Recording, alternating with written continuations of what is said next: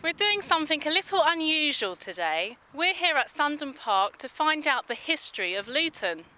So if you can imagine how all this area here we're standing on would have been really wet, which obviously nowadays we look at it and we'd say what an amazing habitat. We look at it and think, oh, I mean, in the past, in prehistory, was where people like to deposit metalwork and really good preservation of things. But back in the 60s, it was a bit of a health risk because sort of it's where ague or mosquitoes would lie. It was sort of a bit unsanitary area really. So they thought if we just fill it in, it solves all the problem.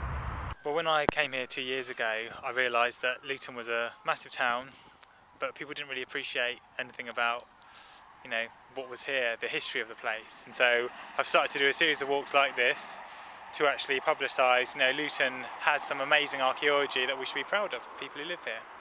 Before Marsh Farm was built, in the 1890s, early 20th century, there was a local shepherd called Thomas Cumberland who actually worked at the farm at Marsh House. And he walked the fields, and as he walked, he actually picked up a lot of flintwork. We found out about the event in the leaflets that come, what's on in Luton. We've come a distance, but we're on a sort of a mailing list, and it sounded quite interesting. My granddaughter's very interested in archaeology, and we all love sort of history things, so we sort of look around for things that are connected with history, and we like to come and do them. Have you learnt anything of interest today? Well, I've learnt that not everything has to be dig, dig, dig. It's also about finding springs and stuff. Is this something you want to do when you're older? Yes, definitely. Yeah. Why is that?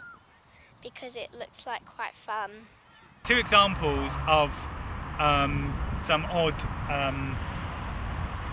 burials that have been found locally in this area is that somewhere in this green patch of ground here, in 1882, there's a record of 2 crouch burials being discovered with pottery, cinders, charred wood, and some kiln bars. Do you go to many of these walks? I've been on 2 or 3. This is the second one this year. I went on the one in the Luton Town Centre. That was last year, actually, in October last year.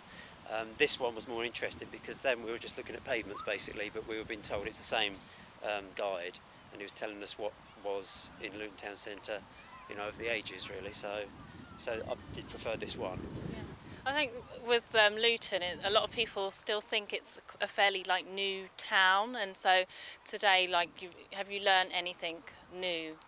Oh yes, yeah, I was aware of the importance of this area, but I hadn't explored it in the way that I have now before.